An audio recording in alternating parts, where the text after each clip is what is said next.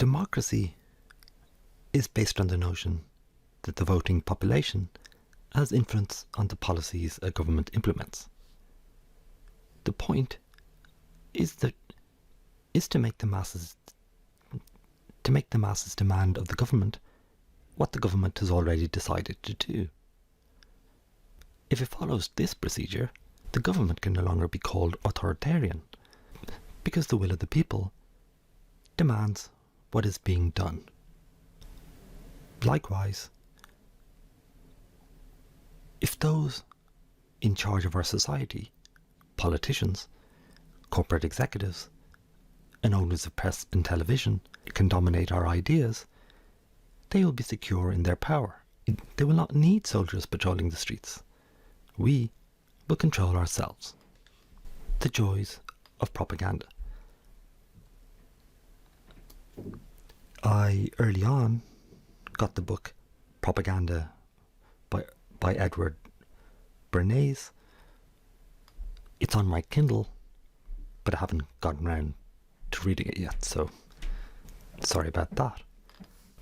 I started this series of videos on Rumble with a video introducing Rumble, or introducing my story, how I basically came to Rumble, because essentially media seemed to be more and more controlled, that there were more and more reports on YouTube, with people finding that the number of views that they were getting was suddenly far lower than before. That essentially, if your message wasn't, the official line, if it wasn't approved, if you weren't from one of the main newspapers and so on, you weren't banned most of the time, but you were kind of kept quiet in your little corner.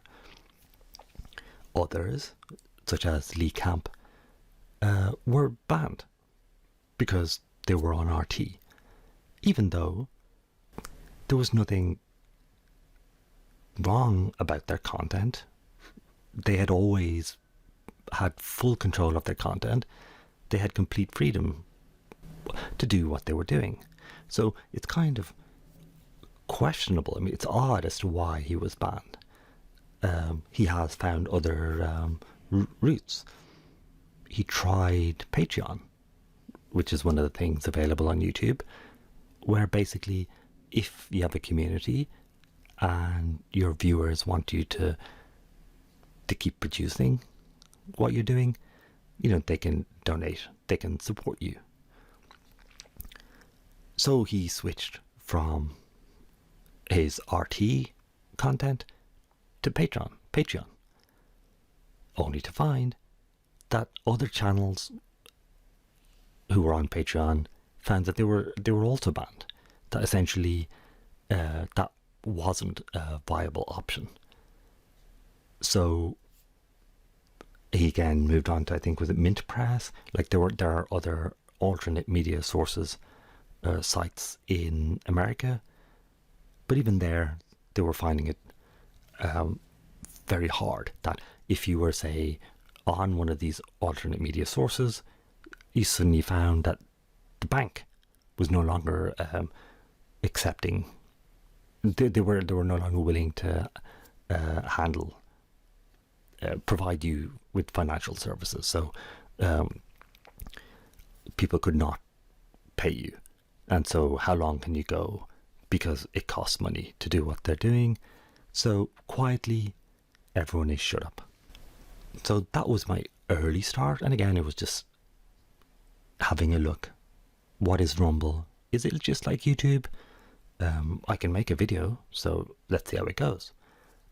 It's a bit odd in that on YouTube I can upload a video and then I can change the description later.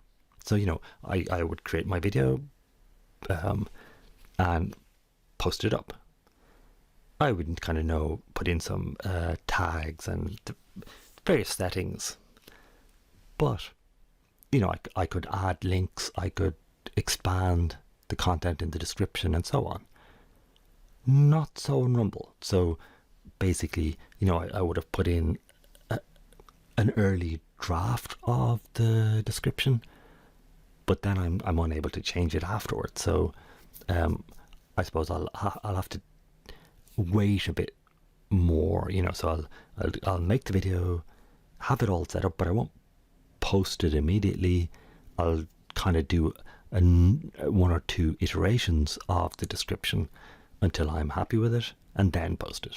So again, it's a learning curve. What was next? Oh yeah, that was I got onto Rumble, and then I looked at like Scott Ritter, and basically the fact that here you had a guy. There were alternate narratives going around. So you had one camp kind of basically saying,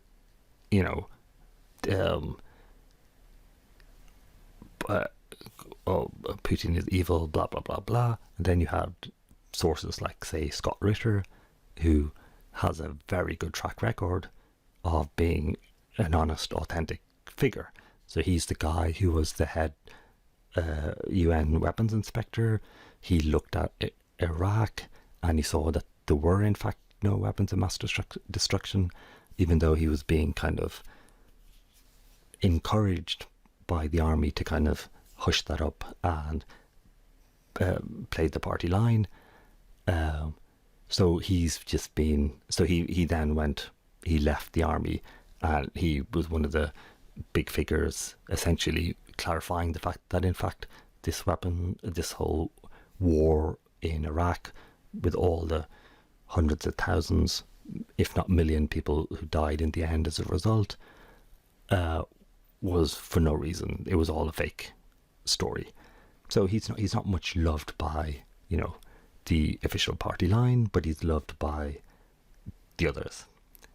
But he's a military, I think, major, or he was. So he's very familiar with military, and so his opinions, he's able to. He is an expert on this topic as opposed to someone with curiosity.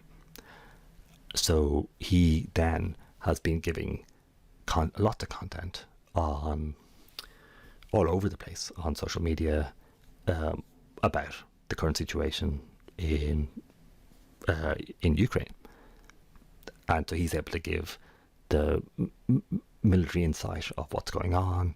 He talks about how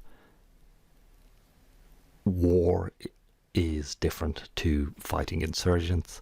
So basically, the U.S. military had been in Afghanistan for the last 20 years or whatever, and so it's a different type of battle. So all the people there, all the experiences they've had, are to do with that kind of warfare, as opposed to old school World War II type battles, where you've got this whole country, you've got masses of tanks, loads of people moving troops around.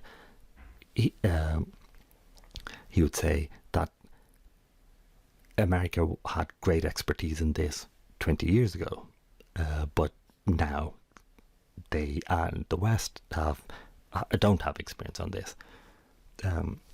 Anyway, I talk a bit more about, I look at things more from that perspective in the second video. So here I wanted to look at propaganda, because the thing that triggered warning signs to me was how the news was being reported in the mainstream media at the moment, that it seems so black and white. There's no discussions, and I think I talked about that. Yeah, I talked about that in the second video as well. How you don't have many sources of news. So Seth Harp was talking about how the journalists were just given controlled tours, so they didn't get to report on they didn't get to look at what they wanted to look at. They were just kind of given a picture and told this is what this is. There was a case of again, Scott Ritter was pointing out that the normal normal protocol would be that you would have forensic experts there who would do autopsies and establish that these bodies were killed at this time, they hadn't been moved, this is how they were killed, and so on. While in the reports that were given, you just had pictures and you were told, oh, these guys were killed by the Russians, with no evidence given. And he kind of gives the impression, or his gut feeling is, there's something odd there. If you were Ukraine and you wanted to make your case, you would want to show this evidence to basically make the report credible. So that was the kind of thing in the second video. Here I'm just going to look at propaganda. As I said, here it is, propaganda by Edward Bernays. I early on got that after coming across it on YouTube videos, though I haven't gotten around to reading it yet, so again, sorry about that. I then just had to look around, media propaganda on Google. You can have a look yourself. There's loads of content. The basic thing that I liked was this style. So here we just have a page I came across. So again, the links will be in the description below the video. So the 9 types of propaganda. So what I basically wanted to like doing was thinking of examples like now and Ukraine, Russia, and maybe the Gulf War, Iraq, and see, how they fit with what I'm reading. So the 9 types of propaganda. Propaganda is a form of communication that is aimed at influencing the attitude of a community towards some cause or position by presenting only one side of an argument. That seems to resonate. I think I was already saying that I was disturbed by how one-sided the reporting seemed to be in the Ukraine-Russia situation. In the Gulf War situation, it wasn't like that. There was quite a lot of debate as it was going on. Propaganda is usually repeated and dispersed over a wide variety of media in order to create the chosen result in audience attitudes. Okay, there are 9 different types of propaganda. I suppose the earlier headline was there are 9 types, so that matches. But at least here we know what the 9. We're given what the 9 are: ad hominem, ad nauseam. I know ad nauseam I'm familiar with. Ad hominem I don't know, but it goes into it. Appeal to authority, that seems to make sense. Appeal to fear. So again, in the current situation, you have all these heads of state, big institutions, all towing the line. It's going to be the end of the world. I'll look at each of them, so I'll just read them out at this stage. Bandwagon, inevitable victory, join the crowd, and beautiful people. Ad hominem, a Latin phrase that has come to mean attacking one's opponent as opposed to attacking their arguments. Okay, that makes sense, because it's all about, say,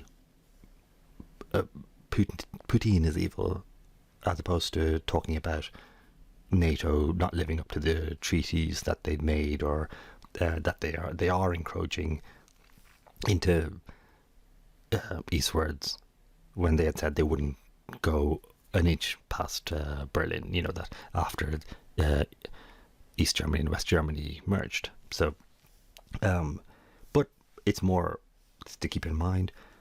again, when I think back to the Gulf War, it was all about how Saddam was, how evil he was, how bad he was, as opposed to talking about, you know, the West's role and influence. In fact, even the West's role in putting Saddam in power. So this is a nice. I didn't know about this. So ad hominem. So you attack an opponent. You always go on about the opponent as opposed to the actual the problem, the situation. Ad nauseum. That's you keep repeating it. As far as I'm aware, this argument approach uses tireless repetition of an idea. So simple slogan. That is repeated enough times that an idea, especially a simple slogan, that is repeated enough times may begin to be taken as the truth. This approach works best when the media sources are limited or controlled by the propagator. Now, we saw from Seth Harp, and I think it was probably in that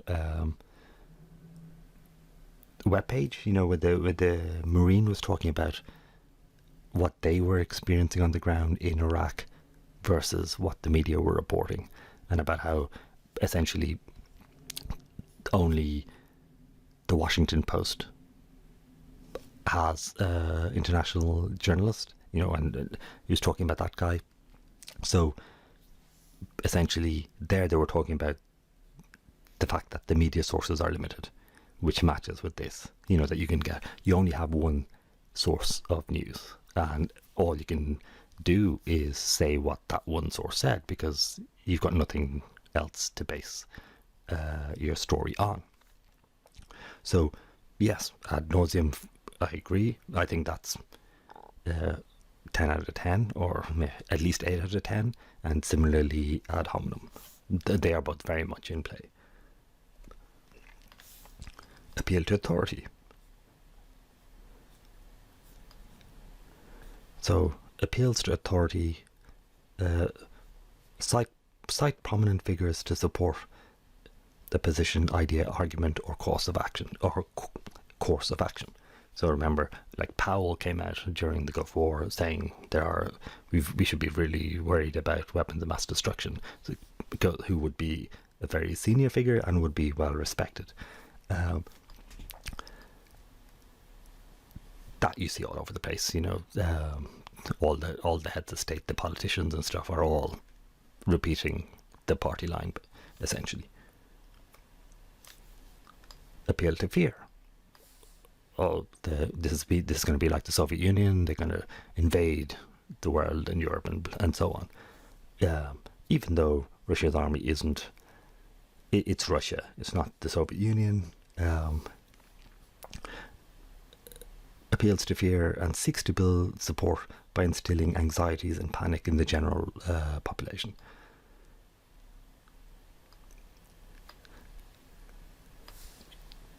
That reminds me of, was it, I have to see Wag the Dog again, but you know, the whole women and children thing, where you basically bombard the news with pictures of women and children who are going to be killed,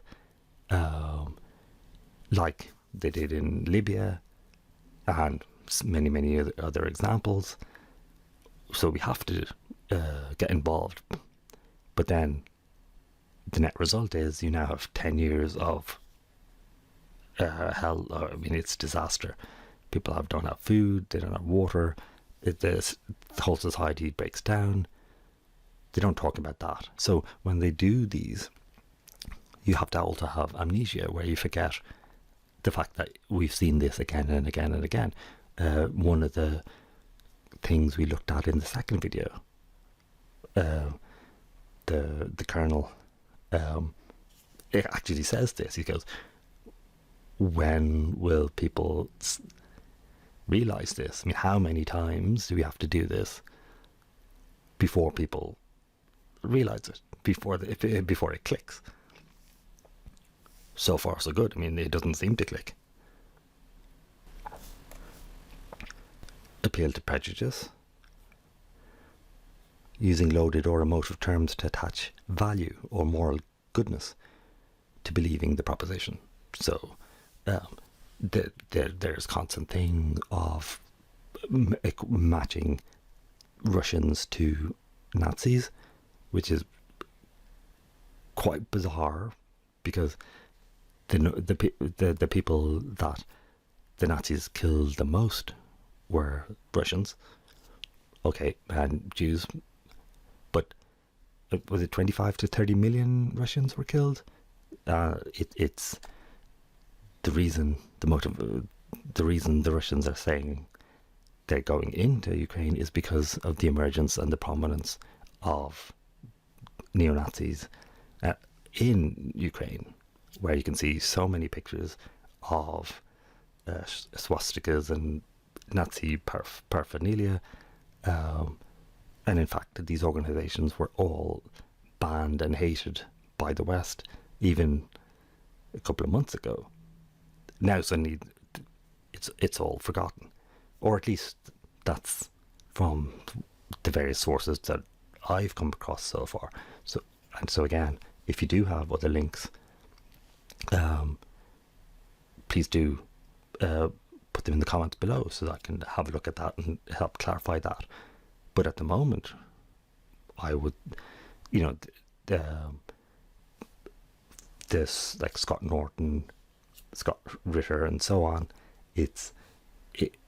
There is more to look into there, which is not being mentioned on the mainstream media, on the news that I get here in Ireland anyway. It's just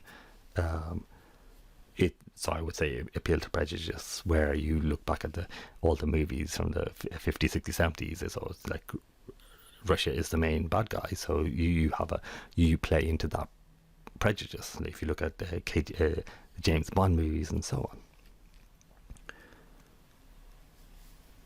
Bandwagon, an inevitable victory. Bandwagon and inevitable victory appeals attempt to persuade the target audience to join in and take the course of action that everyone else is taking. So you always talk about how everything is, this is what we are doing, the international community is doing, the world is doing. That's always being used in all the media I've seen. Though some on the side would be pointing out that most countries, in the UN, if you look at, someone would say, but by population, actually 80% of the world didn't agree. But we don't talk about that. That's not, what do you mean? No one in Africa, no one in South America, nearly all of Asia, essentially only, when you say we, the world, you mean only America and most of Europe. Basically, NATO believe that NATO are right, would be a more accurate assessment. And I would say even not all of NATO, because Turkey doesn't agree with say Finland and Sweden applying to get in and that kind of stuff. Hungary doesn't agree. It's not a uniform organization. Not that an organization should be. Debate should be possible. Inevitable victory. Invite those not already on the bandwagon to join those already on the road to certain victory. So it would all be that. So Russia is collapsing. There's a groundswell of people who are against Putin and are going to overthrow him. Even though I think the more credible sources that, to me, would be kind of pointing out that essentially Putin's popularity is somewhere between 70 and 80%. That this is not an unpopular thing there. They would rather not be in war, but if you hear about the Russian, that from Mearsheimer, I think, would probably be the guy where I would have heard about, that essentially Ukraine is essentially in civil war, that there's the Russian-speaking population and Turkish, or not Turkish, Ukrainian, sorry. So there, it's the neo-Nazi fraction have basically come in and they banned Russian in the school system and that kind of stuff. I mean, it's not. So it's not one uniform setup in Ukraine by all accounts, or not all accounts, by the more credible accounts, and the Russian-speaking areas were being butchered. I mean, the reports of, I think, 15,000 of them were killed over the last 8 years, something like that. Anyway, what was it? To join road to certain victory. So, I suppose I'm going on here, but you can. The link is there. So you have the various techniques that are used in propaganda here, and I can see that most of them are very much in operation. In that, I kind of go, yeah, no, that's what I'm saying. You know, it's not a theoretical, abstract thing. This is the way the world is being presented to me from the mainstream media. I suppose this is similar in content, but at least the idea is nice. How to recognize propaganda. So what does it say here? In this day and age, we are bombarded by so much information about politics and social issues that it's hard to sort it all out. One thing is for sure, it is fraught with propaganda and the spinning of issues. Propaganda techniques have been used throughout history to manipulate people into buying certain products, voting a certain way, or changing their views on religious or civil issues. In fact, I don't know whether that's later on in this collection, but the word propaganda came from religion. It was by Catholics to oppose Protestants or something like that. I think it's in one of the later videos, or one of the later slides there. Propaganda is still being used today in very subtle and sophisticated ways. So here it gives 10 propaganda techniques. So we had 9 before, but I think they should be similar. It says 10, but it has 11. So name calling, glittering generalities, transfer, false analogy, testimonial, plain cloaks, card stacking, bandwagon, either or fallacy, faulty cause and effect, spinning the issues. Can you recognize propaganda techniques when you hear them or see them? So I'll just do a couple here, but the link is in the video, in the description below the video, so you can go into it more deeply if you want. This technique, name calling, associates a negative name to a person or a thing. So that would be happening all the time. In, say, if I look at the UK and Russia thing, you would say terms like autocratic, Nazi, dictator, or some various.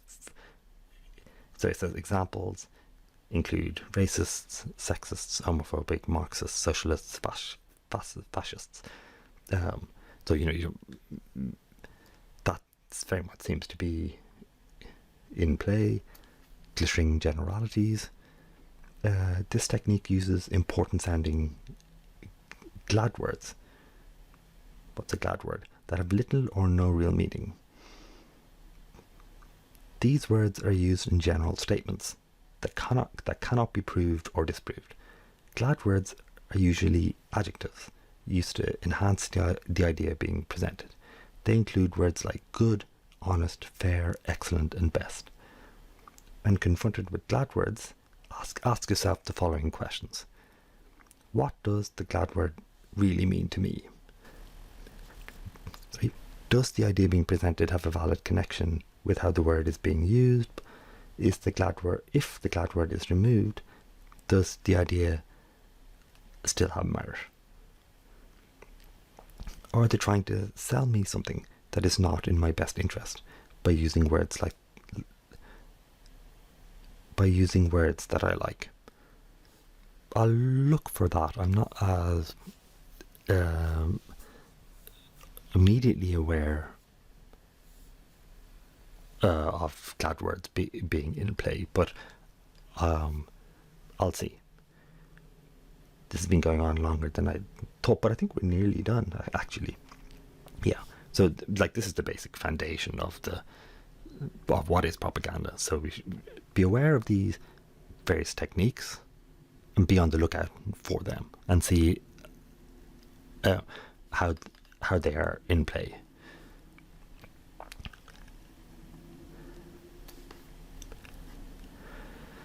Transfer in this technique, an attempt is made to transfer the prestige of a positive symbol to a person or an idea. For example, using the American flag on the side of a bus for a political event. Start that sentence again. Or on the side of a bus for a political event suggests that the event includes a form of patriotism.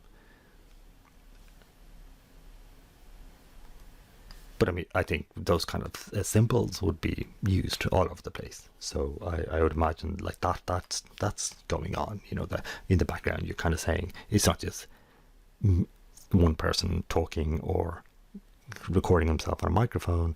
This is the weight of, what the symbol stands for.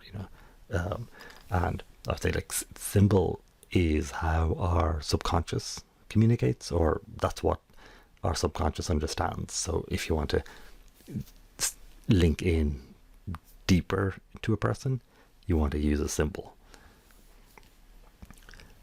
But that's an aside.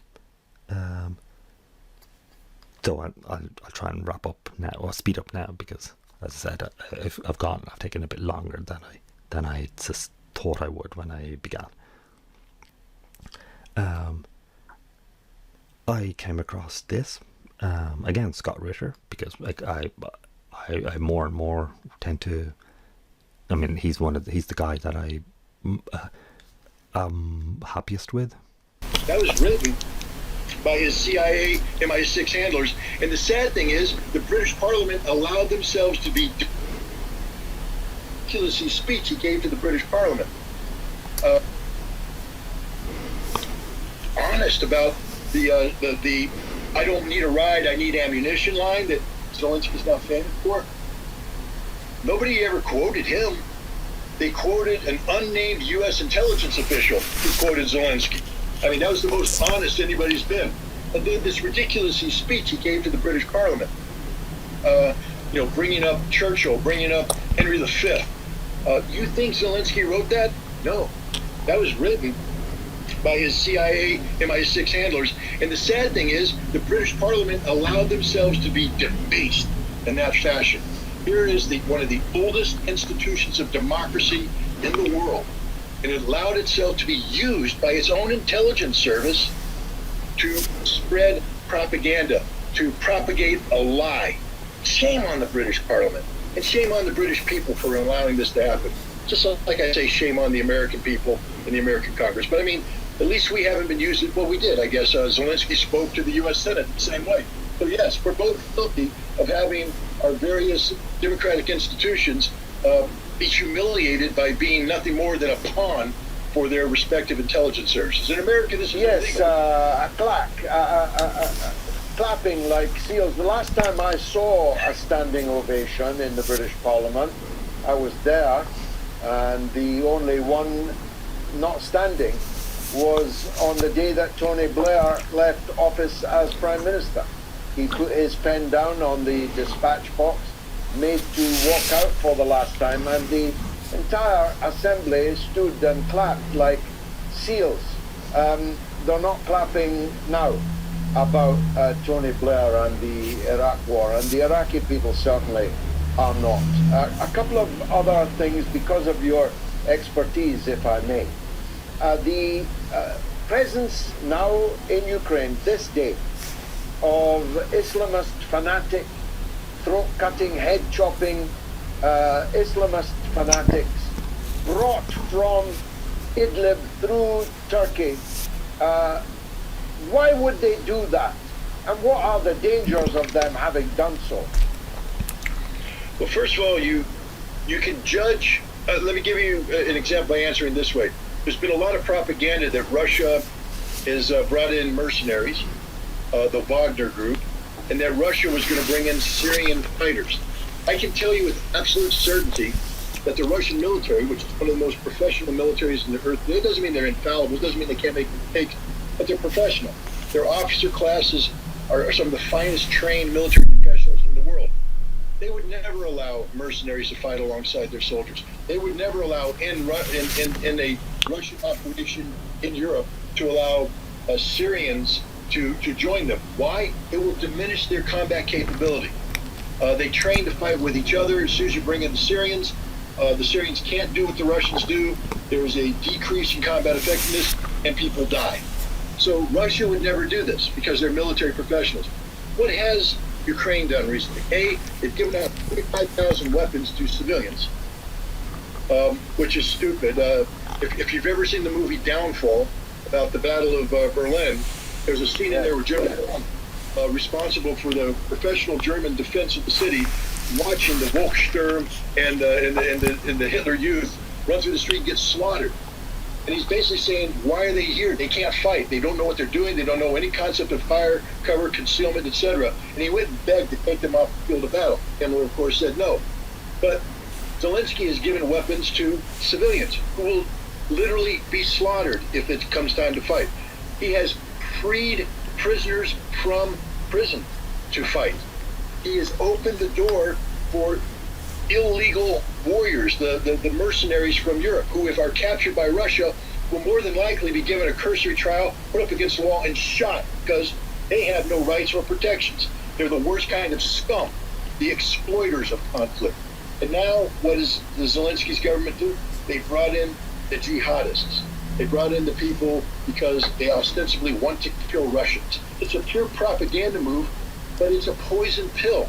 Not for Ukraine, because Ukraine's going to be destroyed. I doubt Zelensky's going to be able to come up with a peace agreement, and Russia has said if he fails to do so, it will be the end of the Ukrainian nation as we know it today.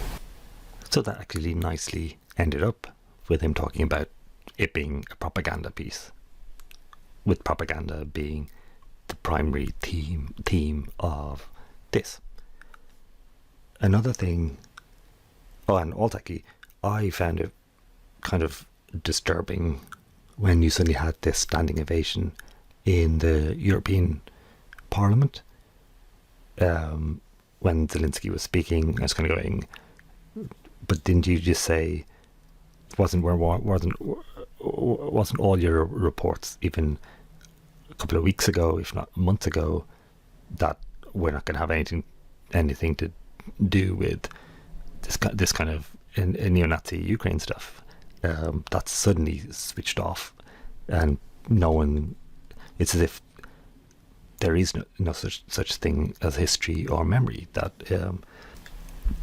this guy I came across more during the COVID. I mean, I did a video on COVID on the Quant channel, my YouTube channel, because I kind of look at data science and that kind of stuff, and I thought COVID was a good example because you could get the data with all the countries and lots of data about each of them. So how many cases there were, but you also knew from other databases, you could figure out what the average age was and all that kind of stuff, and then you could create a machine learning model to see whether the age profile was the most important thing, whether it was the climate, and various things. That was my thinking about COVID on the Quant channel. But this guy, he lectured he taught nurses. He's like for over 30 years. I mean, he invites other experts from around the world. Very good content. But he had this very disturbing report, which is why I'm just playing this. Again, the link is in the description below the video. This is about how we more and more have very controlled sources. So once you have fake news, and you then wonder who decided this was fake, and basically comes down to, oh, well, Google and Facebook, they know best. But when this came, it was kind of freaky.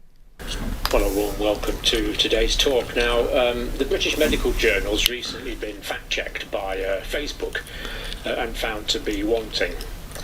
That's right, that is what I said. The British Medical Journal has been fact-checked by Facebook. To me, it's all also linked to the bigger picture from my perspective. So you have WTF happened in 1971. The link is in the description below the video. And here you can see that in 1971, until then, pay was very much linked to productivity. Then suddenly, productivity kept shooting up, but pay didn't. So wages have barely gone up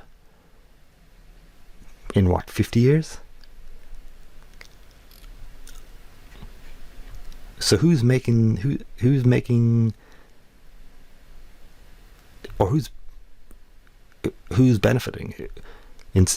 So instead of the rewards from this productivity going to compensation, it's going somewhere else. Basically, shareholders, the top 1%.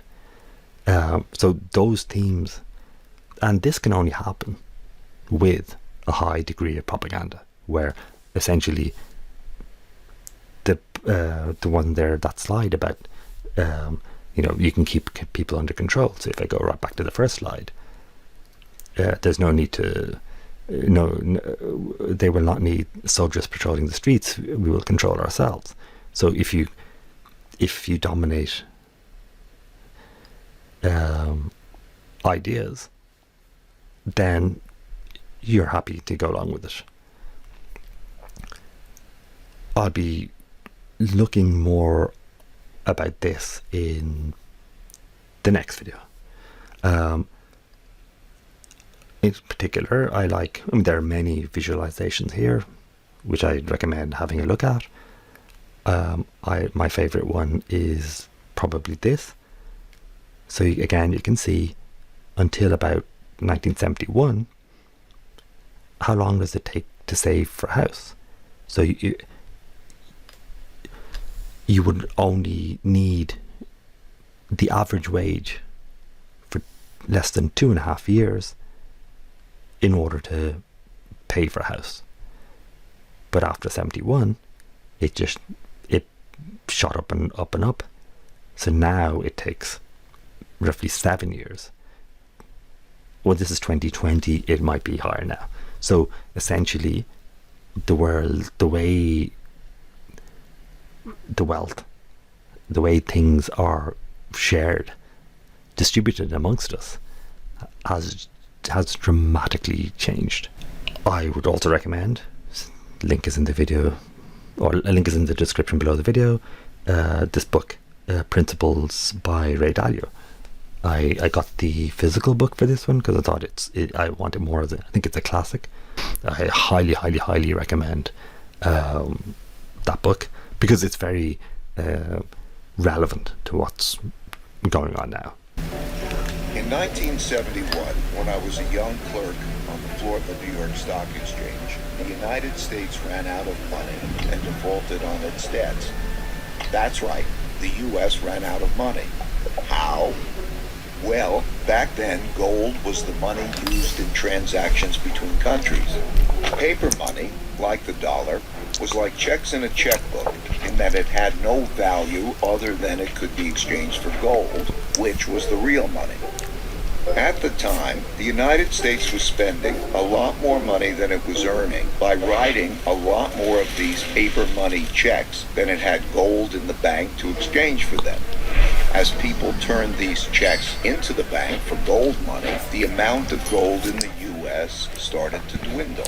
It soon became obvious that the U.S. couldn't keep its promises for all the existing paper money, so people holding dollars rushed to exchange them before the gold ran out. Recognizing that the U.S. was going to run out of real money, on Sunday evening, August 15th, President Nixon went on television to tell the world that the U.S. was breaking its promise to let people exchange their dollars for gold. Of course, he didn't say it that way. He said it more diplomatically, without making it clear that the United States was defaulting. The strength of a nation's currency is based on the strength of that nation's economy. And the American economy is by far the strongest in the world. Accordingly, I have directed the Secretary of the Treasury to take the action necessary to defend the dollar against the speculators. I have directed Secretary Connally to suspend temporarily the convertibility of the dollar into gold or other reserve assets, except in amounts and conditions determined to be in the interest of monetary stability and in the best interest of the United States. I watched in awe, realizing that money as we understood it was ending. What a crisis. I expected the stock market to plunge the next day, so I got on the exchange floor early to prepare. When the opening bell rang, pandemonium broke out, but not the kind I expected. The market was up, way up, and went on to rise nearly 25%. That surprised me, because I never experienced a currency devaluation before. When I dug into history, I discovered that the exact same thing happened in 1933 and had the exact same effect. Then, paper dollars were also linked to gold, which the U.S. was running out of because it was spending more paper money checks than it had gold to exchange for them. And President Roosevelt announced on the radio that he would break the country's promise to exchange dollars for gold. It was then that I issued the proclamation providing for the National Bank holiday. And this was the first step in the government's reconstruction of our financial and economic fabric. The second step, last Thursday, was the legislation promptly and patriotically passed by the Congress, confirming my proclamation and broadening my powers so that it became possible, in view of the requirement of time, to extend the holiday and lift the ban of that holiday gradually in the days to come. This law also gave authority to develop a process. In both cases, breaking the link to gold allowed the U.S. to continue spending more than it earned, simply by printing more paper dollars. Since there was an increase in the number of dollars without an increase in the country's wealth, the value of each dollar fell. As these new dollars entered the market, without a corresponding increase in productivity, they went to buy lots of stocks, gold, and commodities, and hence caused their prices to rise. As I studied more history, I saw that the exact same thing happened many, many times before. I saw that since the beginning of time, when governments spent much more than they took in taxes, and conditions got bad, they ran out of money and they needed more. So they printed more, a lot more, which made its value fall and made the prices of most everything, including stocks, gold, and commodities, rise. That's when I first learned the principle that when central banks print a lot of money to relieve a crisis, buy stocks, gold, and commodities, because their value will rise and the value of paper money will fall. Which kind of explains WTF in 1971. Note that one of the things that was done in the Ukraine-Russia war was America stole all the money that the Russian central bank had. This has sent shockwaves because the whole global financial system sits on top of the US dollar. Everyone's money, all their savings, everything, all their wealth, aside from gold, is held by the American financial system. And if they suddenly decide that I think I'll take it, then no one's money, no country in the world's money is secure. This is going to lead to utter chaos, to a regime change. America's going to say, and the West are going to say, we are trustworthy, we are good people.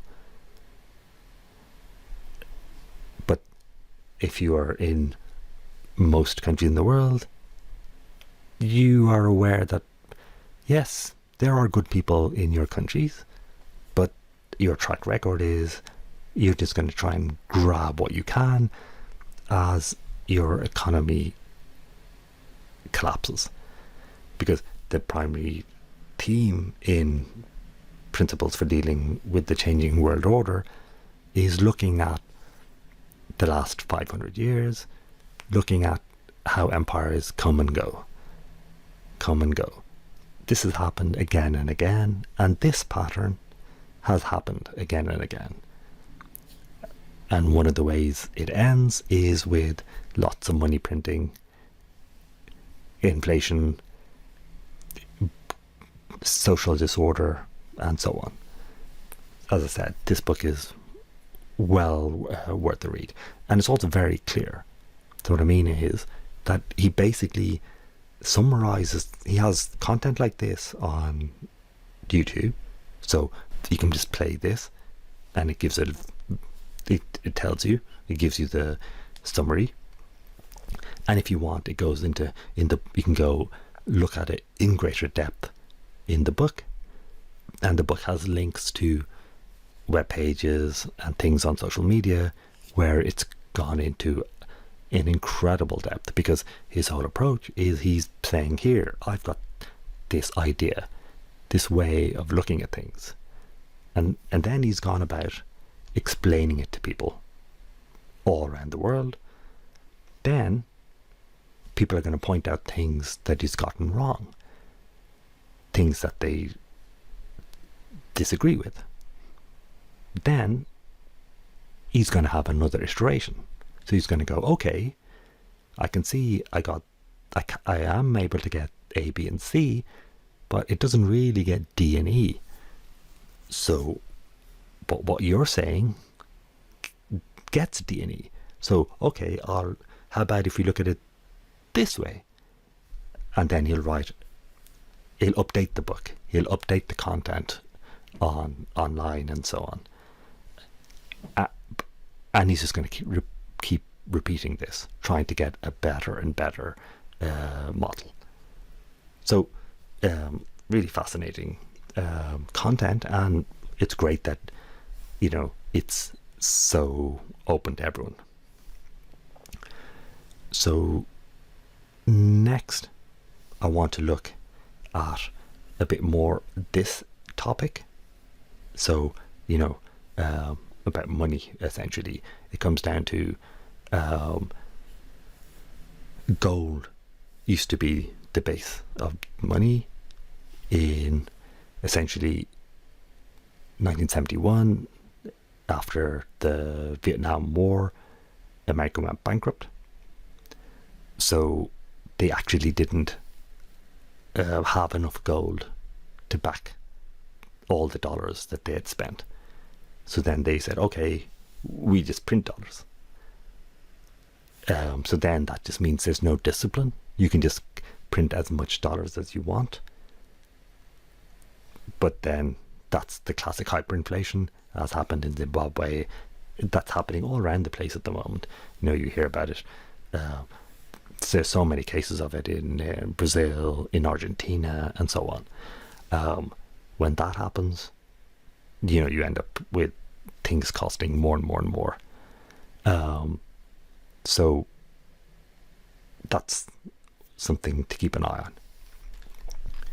So, and the parallel thing, which I'll also just mention in the next video, is Bitcoin, which basically came about as a result of this whole scam.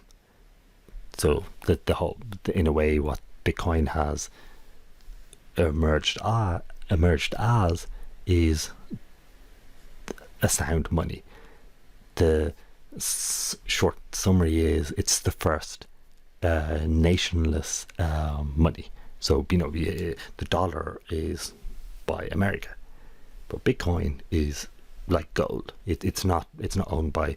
There's no secret council of senior people who make decisions when it comes to Bitcoin. It's all in the code. There can only ever be 21 million Bitcoin. We're probably well past 18 or 19 million at this stage. So it's a very scarce resource. It's like gold that way, that it's scarce. People have always been looking for gold. It's rare and it's hard to find. But the advantages it has over gold is that it's digital, so you can send it from one part of the world to another at the speed of light. I mean, it's just like an email. Yes, it then has to be fully processed, but that only takes maybe 10 minutes, less than an hour. Compare that to if you try and process something using the traditional banking system, for it to fully be cleared, it takes, I think, about 5 days. The Bitcoin is operational 24 hours a day. It doesn't shut down over the weekend. It has run smoothly through the most chaotic events. Where the main region where the Bitcoin mining occurred was China. Then China banned it. Even many countries in the world, the immediate response is to kind of ban it, but it's still it's a distributed network. It's a distributed system. So there is no headquarters of Bitcoin that you can. There's no chief guy who you can arrest or you can charge. It is